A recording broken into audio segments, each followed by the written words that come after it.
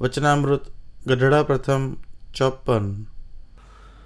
સ્વામિનારાયણ રે સંવત 1876 મહાવદી એકાદશી ને દિવસ સ્વામી શ્રી સહજાનંદજી મહારાજ શ્રી ગઢડા મધ્યે દાદા ખાચરના દરબારમાં શ્રી વાસુદેવ નારાયણના મંદિરની આગળ આથમણી દ્વાર ઓરડાની ઓસરીએ ઢોલિયા ઉપર ગાદી તકિયા નંખાવીને વિરાજમાન હતા ને ધોળો ખેસ પહેર્યો હતો ને જરિયાની છેડાવાળો કસુમલ રેટો ઓઢ્યો હતો અને અસમાની રંગનો જરિયાની રેશમનો ફેંટો માથે બાંધ્યો હતો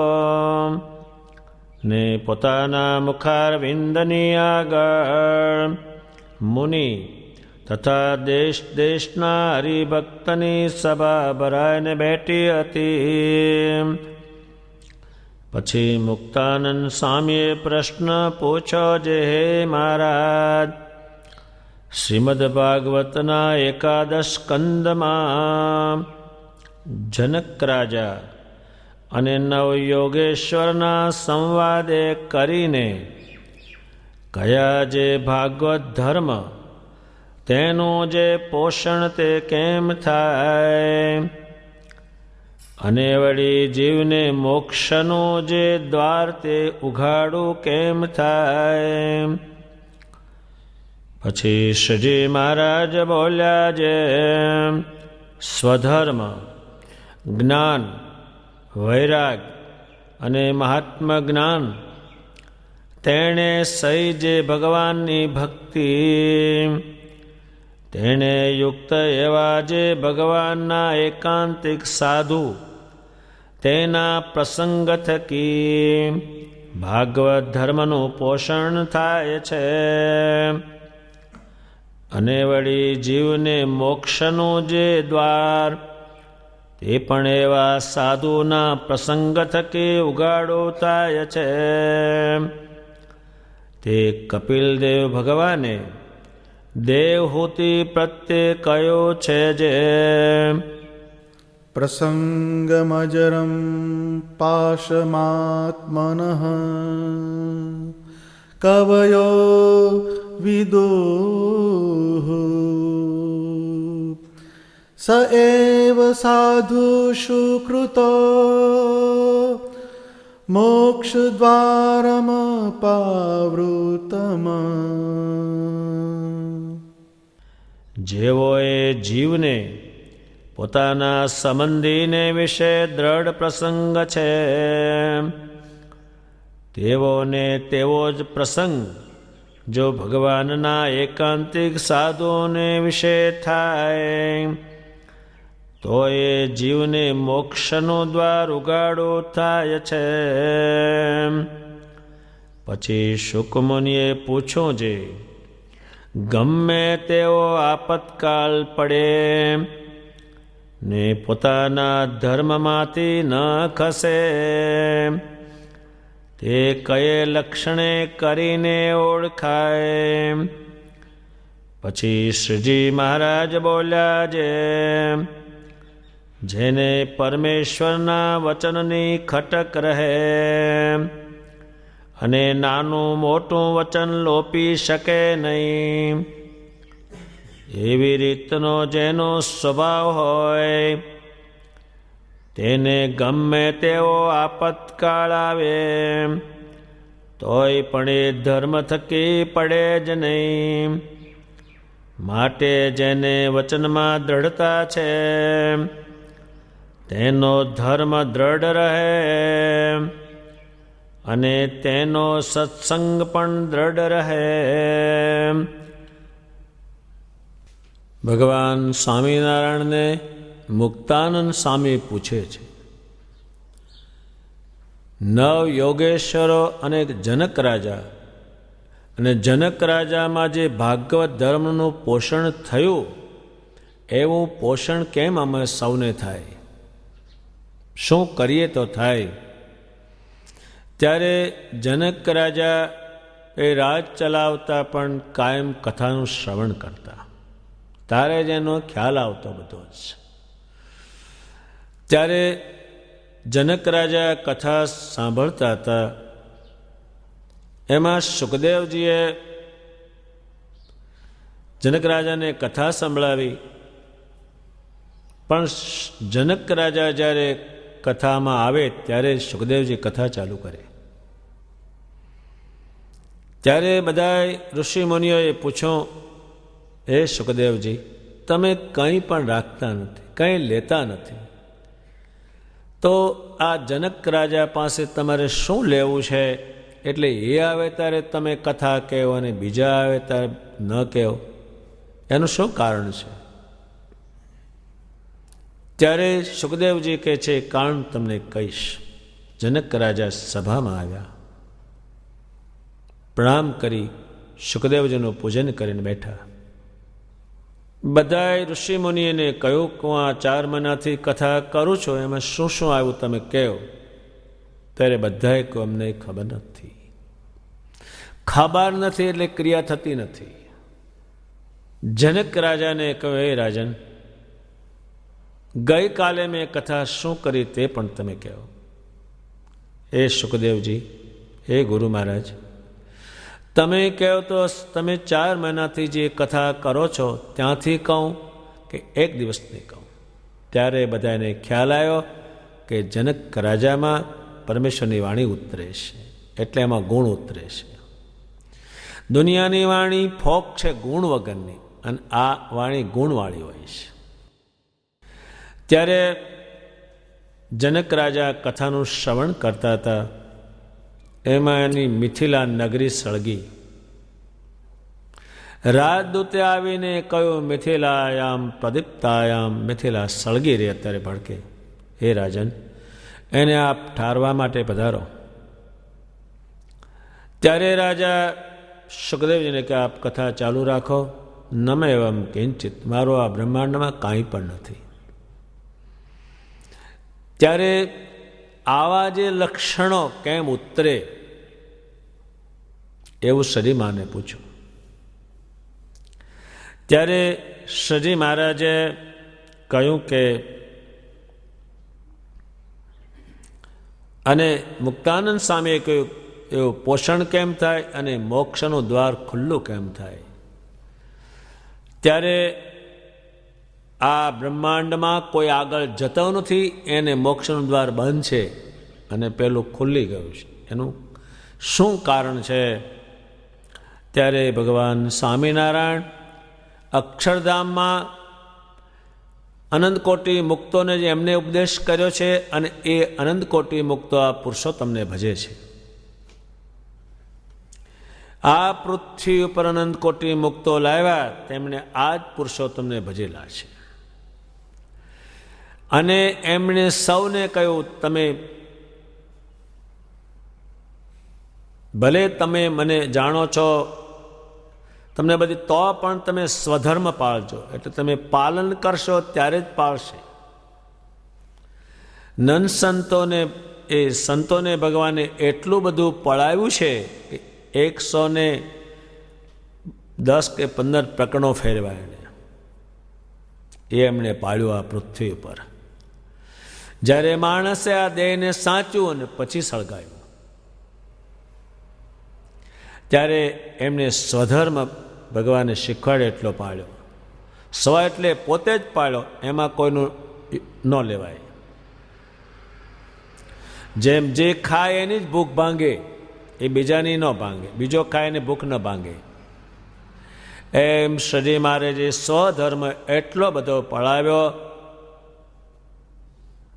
બાય એટલો બધો પાળ્યો કે આ બ્રહ્માંડમાં એને કોઈ પાળી શકે નહીં, એટલો સ્વધર્મ પાળ્યો. એ સ્વધર્મ ભગવાને બધાને પાળવાની આજ્ઞા કરી. એમણે પોતે દિવસમાં 5 વખત જ્ઞાન આપે, એનાથી જણાય, જ્ઞાનથી જ એ જણાવ્યું, શીખવાડ્યું. એને હરેક પ્રકારનું જ્ઞાન આપ્યું. એને એ બધાએ સંતોમાં ઉતાર્યું ભગવાને, એ બધાએ જોશે હવે. એટલું જ્ઞાન ઉતાર્યું અને જ્ઞાનને આધારે જે જીવતા અને જ્ઞાનને આધારે જ ક્રિયા કરતા, એ માણસને તો એટલું બધું ઓળખી કાઢે કે આ ભગત થશે, આ નહીં થાય, આ બુદ્ધિવાળો છે, આ દવ્વી છે, એટલું તરત જ એને ખબર પડી જતી એકદમ જ. એટલી એની માણસની ઓળખ શક્તિ હતી. ત્યારે એટલું બધું જ્ઞાન ભગવાને શીખવાડ્યું અને એટલો બધો વૈરાગ કરાયો, રાગ મુકાયો. એ આ મુકાયની કોઈ નથી. એક માણસે પણ બહારના માણસે ગાયું છે કે મરના મરના સબ કહે મરી ન જાણે કોઈ. એ તો કહે જ છે બધાએ મરી જવાશે, પણ આ મૂકે બુકે નહીં છાંટો. મેં તો હાફ થઈને બેહે છે, શું કરવાનું. ત્યારે ભગવાન સ્વામિનારાયણે રાગ મુકાયો બધા પાસે. એ મુકાય બુકાયની કોઈ નથી. અને મહાત્મા એને સમજાયું. મહાત્મા શું સમજાયું? સજીમાર પોતાની મૂર્તિનું માતમ સમજાયું કે અનંત કોટી બ્રહ્માંડનો પતિ છો. એમાં કેટલું સમજવું આમાં. અનંત કોટી બ્રહ્માંડો આવા, એના પતિ પુરુષોત્તમ નારાયણ. એનું દર્શન ક્યાંથી, એનો સ્પર્શ ક્યાંથી, એની કંઠી ક્યાંથી, એનું કપાળમાં તિલક ક્યાંથી, એના નામથી આપણને બોલાવે ક્યાંથી, એની વાણી ક્યાંથી, એમનું દર્શન ક્યાંથી, એને માતમ સમજાયું બધાએ. ત્યારે શરીરમાંની શરીરને અડેલી વસ્તુ હોય એ પણ આજ બહુ જ કિંમતી બની, કલ્યાણ કરનારી બની. ત્યારે એનું માતમ જ બહુ. ભગવાને ખજૂર ખાધેલો છે, એનો ઠળિયો છે પણ રાખી મૂક્યો છે. શું એનું કારણ છે? આ બ્રહ્માંડમાં હોય નહીં. આ એ માતમ છે એનું. અપરંપાર એનું માતમ લખ્યું છે. એમણે જે હાર પહેર્યા, જે વસ્ત્રો પહેર્યા, બીજા વસ્ત્રો તો ઘણા છે પણ એને પહેર્યા એ જ કિંમતી છે. નહીં તો લુગડાનો ક્યાં ટોટો છે. એ જે ખાટલા પર બિરાજ્યા એની કે મને ઢોલિયા તો હોનાના બી થાય, પણ આની તુલ નહીં. એટલે ભગવાન સ્વામિનારાયણનો જે માતમ છે એ ભગવાને પોતે સમજાવેલું છે. એટલું માતમ એનું. એક મોટા સંત બેઠેલા અને ભગવાને એક મોલ ઉપર શેરડી જમતા હતા. શેરડી જમીને કૂચો આમ નીચે નાખ્યો. તે સાધુ એને માથે અડાડે ને ચૂસે. ભગવાન કે નીચે કોણ છે? કે અમે સંતો છે. શું કરો છો? કે મારા તમારા કૂચા માથે ચડાવીને ચાવીએ છીએ. તો કે કૂચા તો ગધેડા ખાય, પણ ગધેડા થઈને તમારો કૂચો ક્યાંથી? એનું માતમ જ અપરંપાર છે. આટલા ગુણયુક્ત હોય અને ભક્તિયુક્ત હોય એવા સાધુનો જે પ્રસંગ થાય તો મોક્ષનું દ્વાર ખુલ્લું થાય. મોક્ષનું દ્વાર શું? આ બધેથી મુકાવી અને પુરુષોત્તમમાં ચોંટાડે એનું નામ છે મોક્ષ દ્વાર. ત્યારે ભગવાન સ્વામિનારાયણ સામાન્ય માણસોને પણ લેવા આવ્યા, એનું કારણ ભગવાનને ઓળખાવ્યા. ત્યારે ભગવાન સ્વામિનારાયણના સ્વરૂપમાં આવા સંતોએ ફરી ફરીને ચોંટાડ્યા. એટલા ચોંટાડ્યા છે, હે સંતો તમે સાંજ પડે 5 જીવને વર્તમાન ધરાવજો અને મારી મૂર્તિનો મહિમા સમજાવો છો, મારા મૂર્તિનો સંબંધ કરાવજો. જો તમને હાજે 5 જીવ ન મળે તો તમે ઝાડને વર્તમાન ધરાવી અને એને કહેવું કે એ ઝાડ તો કોઈ ભગતને ઘેર જા, ભક્તિ ભગવાનની સ્વામિનારાયણની કરજે. તે ઝાડ સાધુઓ ઝાડને પણ વર્તમાન ધરાવતા. અને કંઈક કે કંઈક કાપવાનું થાય ઝાડ, કે હે ઝાડના જીવ તો હરિભગતને ત્યાં જજે અને ભગવાનનો ભગત થજે અને કલ્યાણ કરજે. ત્યારે એવા સાધુ કેટલા લાવ્યા? અનંત કોટી મુક્તો એટલા લાવ્યા ભગવાન. એણે આ ભગવાન સ્વામિનારાયણ તો બિરાજી રે, 6 મહિના ગઢપુરમાં રહે, પણ સાધુઓ દેશો દેશમાં ફરતા અને એ અમને ઓળખાવે. કુશળ કુંવરબા ધરમપુરમાં હવે અહીંયા સાધુ ગયા ફરતા ફરતા સ્વામિનારાયણ સ્વામિનારાયણ બોલે, એમાંથી પ્રકાશ થાય અને અલૌકિક થાય અને બાઈને શાંતિ બહુ વળે. એણે કહ્યું જેના નામમાં આટલો પ્રતાપ એ ચોક્કસ પરમેશ્વર હોવા જોઈએ. સંતોની પાસે બધી વાત પૂછાવી, જાણ્યું કે ચોક્કસ એ પરમેશ્વર છે. ભગવાન સ્વામિનારાયણને ધરમપુરમાં લઈ જશે. એનું માતમ એટલું બધું એમણે પોતે કહ્યું. એવા સાધુ જેને જેને મળ્યા તે બધાને પુરુષોત્તમ ઓળખાવ્યા. એના ગ્રંથો જે છે એ પુરુષોત્તમને સમજાવવા, અને એટલું બધું એનું માતમ એણે લખ્યું છે કે આ હોય જ ક્યાંથી? આ હોય જ ક્યાંથી? પ્રેમાનંદ સ્વામી મને સ્વામીની કહીને બોલાવે, સ્વામિનારાયણની કહીને બોલાવે, એવું મારું મોટું ભાગ્ય ક્યાંથી? ત્યારે એ સંતો એ તો ભગવાનનું માતમ એટલું બધું જાણતા, અને જેને હોય તેને કે જો આ સ્વામિનારાયણ ભગવાન ન હોય તો આ બ્રહ્માંડ ભાંગ્યાનું પાપ મને લાગે. તારે શું કામ છે બોલ? તો કે આ કામ છે. જા ભગવાન કરી દેશે. તો ભગવાન કરી દેતા અને નિશ્ચય કરાવી દેતા. એટલે ભગવાન સ્વામિનારાયણે અનંતકોટી મુક્તો દ્વારા પોતાની ઉપાસના કરાવી અને જીવનો મોક્ષનું દ્વાર ખુલ્લું કર્યું. અત્યારે તમે ગમે તેને ભગવાન મળતી વખતે એને સ્વામિનારાયણ સ્વામિનારાયણ બોલો, જો આકાર સાંભળેથી ઠેકાણે પડી જાય. પણ એ શ્રીમાનના વખતના સંતોએ કર્યું. અને અત્યારે આખો જે આ સત્સંગ ભગવાન પુરુષોત્તમને ભજીને અક્ષરધામમાં જાય છે, એનું કારણ પણ એ ભગવાન મુક્તો લાવ્યા. એનું કારણ છે એણે લખ્યું છે, એના ઉપરથી આજે ભગવાન સ્વામિનારાયણને ઓળખાવી શકીએ એટલું એમણે લખ્યું છે. હજુ એટલું એમણે લખાણ કર્યું છે સંતોએ કે જેનું વર્ણન થઈ શકે નહીં, એને સમજાવવાની બુદ્ધિ પણ આપણી પાસે ન હોય, એટલું એણે સમજાવ્યું છે. ત્યારે એ સંતોનો પ્રસંગ થાય એટલા માટે કપિલ ભગવાને માતા દેવહૂતિને એટલું બધું ભગવાનના સ્વરૂપનું માતમ કહ્યું છે, જે માતમ ભગવાન સ્વામિનારાયણે ભક્તિ માતાને કહ્યું છે. અને આપણા નંદ સંતોએ ભગવાન સ્વામિનારાયણમાં જોડવા માટે કુટુંબનો નિષેધ કર્યો, ગામનો નિષેધ કર્યો. એનું કારણ છે પુરુષોત્તમમાં ચોંટાડવાનું. જેમ અત્યારે કોઈને વધારે પૈસા કમાવા હોય તો દેશમાંથી નીકળી અને પરદેશમાં જાય, હજારો કિલોમીટર એ જાય અને પૈસા કમાય. તેમ આ મુકાવવાનું જે કહ્યું છે એ ભગવાનમાં ચોંટાડવા માટે કહેલું છે. ત્યારે આ સ્વામિનારાયણ ભગવાનના સંપ્રદાયમાં સ્વામિનારાયણ ભગવાનના સ્વરૂપનું જ ભજન થાય છે, સ્વરૂપનું જ ચિંતન થાય છે, અને એ સ્વરૂપના જ ગુણ ગવાય છે. એના હજારો ગ્રંથો લખાણા છે. ત્યારે એ પ્રમાણે મોક્ષનું દ્વાર ખુલ્લું થવાના કારણમાં ભગવાન સ્વામિનારાયણે જે વાત કરી છે એ મુક્તાનંદ સ્વામીએ એટલી લખી છે કે આ બ્રહ્માંડમાં કરોડો જેઓનું કલ્યાણ મુક્તાનંદ સ્વામીના જ્ઞાન દ્વારા થતું રહ્યું છે અને થતું રહેવાનું છે.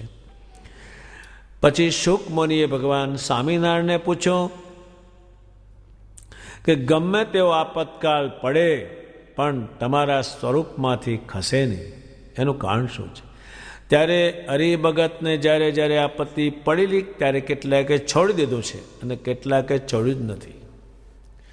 ઉત્તમ રાજાને હજારો પ્રકારની આપતકાળ આવ્યો છે અવળો, તોય પણ એનું એ જ ભગવાન સ્વામિનારાયણ ત્યાં બિરાજે તો પણ એવા કારણો બને, દરબાર ભાંગી નાખવા આવે, દાદા ખાચાને મારવા આવે તો ભગવાન જાતિ હથિયાર ધારણ કરીને દાદા ખાચાનું રક્ષણ કરતા. એટલો આપતકાળ આવે તો એ પણ ખસેલા નથી.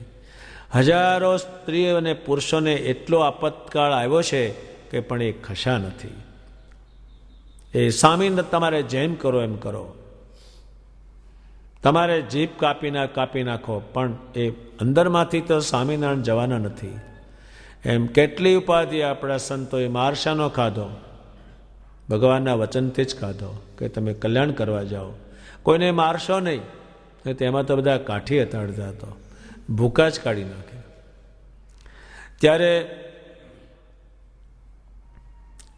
ભગવાન સ્વામિનારાયણના યોગથી અને આપણા નંદ સંતોએ ભગવાન સ્વામિનારાયણના સ્વરૂપને અનેક પ્રકારે વર્ણવ્યું છે. તારે શું જોઈએ છે કે સ્વામિનારાયણ ભગવાન તને જે જોશે તે આપશે જાય એમ કહે, અને એ ભગવાન કરી દેતા. ત્યારે જે શુક મુનિ એ તો શરીમાની પાસે જ એમને કાયમ રહેવાનું, અને શરી મહારાજના મુખારવિંદમાંથી જે વાણી નીકળે એ તરત જ ઝીલી લે અને લખી લે. એ શુક મુનિએ કહ્યું કે કોઈ રીતે ગમે તેવો આપતકાળ આવે અને દુઃખી થઈ જવાય, પણ એ તમને ન છોડે એનું કારણ શું? તો કે મારા વચન છે. મારા વચન જેને યાદ હોય કે હું રક્ષણ કરીશ જ. તમને ગમે તેવી આપત્તિ આવશે ત્યાં હું હાજર જ છું. એ અને ખટક હોય એમાં રક્ષણ ભગવાને કરેલું છે. એટલું રક્ષણ કર્યું છે કે આ બ્રહ્માંડમાં કોઈ કરી શકે નહીં, એટલું ભગવાને રક્ષણ કર્યું આપતકાળમાં. ત્યારે એ ધર્મમાંથી, એ ભગવાન સ્વામિનારાયણના સ્વરૂપમાંથી પડે નહીં. ત્યારે કેટલાય શરીરોના પણ નાશ થયેલા છે, મરી ગયા છે, યુદ્ધમાં ઉતરેલા છે, પણ એનું એક જ કારણ કે ભગવાન જે છે એ ગમે તેવું કષ્ટ આવે તો મારા રક્ષણ કરનારા તૈયાર રહેશે. એ તૈયાર જ છે. એટલું રક્ષણ ભગવાન સ્વામિનારાયણે કર્યું છે, જે લખાણું નથી, થોડુંક લખાણું છે. લખનારા કહે છે જો એક વસ્તુ માની લઈએ કે 1000 વસ્તુ માને, પણ એક વસ્તુ માનીને બેસાડીએ તો બરાબર છે. શ્રીજી મહારાજે એટલું રક્ષણ કર્યું છે. ત્યારે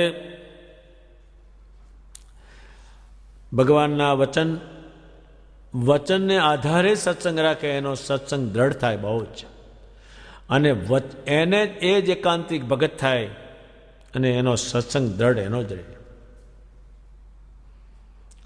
એક હરિભગત હતા, એને બીમાર થયા, વૈદને બોલાવ્યા. વૈદ આવ્યા અને મેળા ઉપર એ હરિભગત સૂઈ રહેલા. ત્યાં વૈદને લઈ ગયા. વૈદે કહ્યું જમણો હાથ આપો, નાડી જો. કે ના, એ હાથ તમને નહીં મળે. એ હાથ રઘુવીરજી મહારાજને ગોપાળાન સ્વામીના હાથમાં આપેલો છે. એ હાથને ડાબો હાથ જોવો હોય તો જુઓ. ત્યારે કે ડાબા હાથમાં નાડી ન હોય, જમણા હાથમાં જ હોય. કે જોવો તો ડાબો, એ તો નહીં જ. પછી એ વૈદને ક્રોધ બહુ ચડ્યો. ભગવાનના ભક્તોનો અનાદર કર્યો, એ ભગવાનનો અનાદર થાય છે. એ અનાદરને કારણે એને ક્રોધ ઉત્પન્ન થયો, અને ધ્રુજ છૂટી ક્રોધની કે આવા નવા ભગત છે ને આવું ને આવું છે, કંઈ સમજતા નથી. સમજતું કોણ નથી એ તો એને ભગત જાણે છે. પછી મેળો હતો ઘણો ઊંચો, 15-17 પગથિયાં હતા. એથી ક્રોધમાં એનો પગ ત્યાંથી ખસ્યો, તે ઠેઠ નીચે આવ્યો, નાટક્યા ત્યાં જ એના ભાંગી ગયા. પણ એને દાદ નથી આપેલી. એ ગામમાં દરબાર હતા, એના ગુરુ કંઈ આવ્યા. પછી બધાએ દરબારોને ભેગા કર્યા. દરબારે કહ્યું બધાએ કંઠી બાંધો. એક ભગત કે મારે નથી બાંધવી. દરબાર કહે છે હું કહું છું બાંધો, કે મારે નથી બાંધવી. એને બાંધ્યો પગે બાંધ્યા, હાથ ગળામાં તો નહીં જ. ગળામાં તો સ્વામિનારાયણની કંઠી છે, એટલે મારે નથી બાંધવી. પગે બાંધ્યો બાંધે એના કલ્યાણ માટે, મારે કલ્યાણ માટે નથી બાંધવી. આવા હજારો ઇતિહાસો બન્યા છે, પણ લખાણા છે થોડા. પણ એક વાત સમજી રાખવી, કષ્ટ તમને આવ્યું નથી ને ભગવાન તમારી પડખે આવ્યા નથી, તરત જ હાજરી. એ આપણે ધ્યાન બહુ રાખવાનું. અને ભગવાનનું વચન હોય એ પ્રમાણે સત્સંગ કરશો. એણે કહ્યું આવે વરતાલે પૂનમિયા નર નાર, આવે વરતાલે પ્રેમાનંદજીએ કહ્યું છે, પણ ભગવાનના કહેવાથી કહ્યું છે. ડગલે ડગલે જગન ફળ થાય, આવે વરતાલે. પણ કોઈ પણ એમાં એમનું વચન જોઈએ. વચન હોય તો જ એનો મેળ પડે. જો એ વચન જતું રહે તો એ ભક્તિમાં જ કાંઈ નથી, એ ઉપાસનામાં જ કાંઈ નથી, એ વસ્તુમાં જ કાંઈ નથી. એ કેમ કર્યું હોય તો જ. એક આ લગ્ન કરે છે તો એમાં અક્ષર મેળવે છે. અક્ષર એટલે પુરુષ કે એમ બાય કરે ને બાય કે એમ પુરુષ કરે એ મળે છે. જો ના મળે લગ્ન ફેલ જાય છે, નથી કરતા. અક્ષર મળે છે કે આમાં બાઈ કહેશે એ ભાઈ કરશે ને ભાઈ કહેશે એમ બાઈ કરશે, તો આખી જિંદગી હોતી બે આનંદથી જીવે છે. અને જો કદાચ જોવામાં ફેર પડ્યો ને અક્ષર કર્યું જેમનું તેમનું, અને પુરુષ કેમ જો બાઈ ન કરે અને બાઈ કેમ પુરુષ ન કરે, તરત જ છૂટા છેડા નથી જાય છે. એમ ભગવાનના વચન છે, એ જ આપણું બંધન કરાવનારું છે, નહીંતર છૂટા છેડા જ થઈ જાય. બહુ લોકોને થઈ ગયા, વચન લોપ્યું એટલે પછી છૂટા છેડા. ત્યારે એ શુક મુનિને કહ્યું, ભગવાને શ્રી મહારાજ જે બોલ્યા હોય એને શ્રેષ્ઠમાં શ્રેષ્ઠ જ્ઞાન સમજીને એના લખાણો થઈ જાય. એને હળવી રીતે સમજાવે, ક્યાંય ભારે પડે ભગવાનના વચન આ અમુક ન સમજી શકે તો નંદ સંતોએ હળવી રીતે એને લખેલા છે. એમાં નિષ્કુળાનંદ સ્વામી કહે છે, આખ્યયું ઘડે અનુભાવની તે તો સાચા સંત જનને સંગે, ઉતરે મેલ માયા તણો ચિત્ત રંગાય જાય હરિને રંગે. અને અનુભવ થાય કે આ સાચા સંત છે, અને ખોટા તો એટલા બધા ભટકાણા છે આપણા સંતોને, એમાં ઘણો સમય એને પસાર કરવો પડ્યો. એટલું આવડું બતાવ્યું, એ સવળું કરતાં કરતાં એને માર પણ સહન કરવા પડ્યા. તે સંત મળેલ સિયારીના પ્રભુ પ્રગટના પ્રમાણ, જેણે ભગવાન જોયેલા છે મૂર્તિમાન, અને મૂર્તિમાન જેણે જ્ઞાન સાંભળ્યું છે એ સંત જે થયા. તે સંત મળેલ સિહારીના પ્રભુ પ્રગટના પ્રમાણ, જે અર્શ પરશ પામી પૂરણ છે, સૌ સમજી લેજો સુજાણ. એવા સંતને સબાંધે દોષ કલંક થયા છે દૂર. એમાં જે ખામી હતી, જે કલંક એટલે કાળું કર્મ કરનારા હતા, એને ઉજ્જવળ બનાવ્યા. જોબનજીએ બારોટના ચોપડામાં લખાયું છે કે મને શ્રી મહારાજે ઉજળો ધર્મ બતાવ્યો, ઉજળો ધર્મ બતાવ્યો. અને પેલા મેલા ધર્મ છે, કાળા મેષ એને કામમાં પડ્યા એને. એવા સંતને સબાંધે દોષ કલંક થયા છે દૂર, શુદ્ધ થયે જન સર્વે અંગે પહોંચે હરિ સમીપે હજૂર.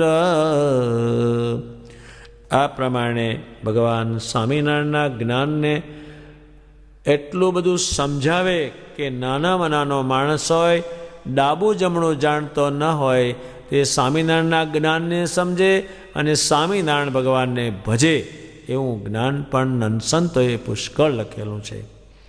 એવી રીતે ગરડા પ્રથમ પ્રકરણનું 54મું વચનામૃત પૂરું થયું. સહજાનંદ સ્વામી મહારાજની જય.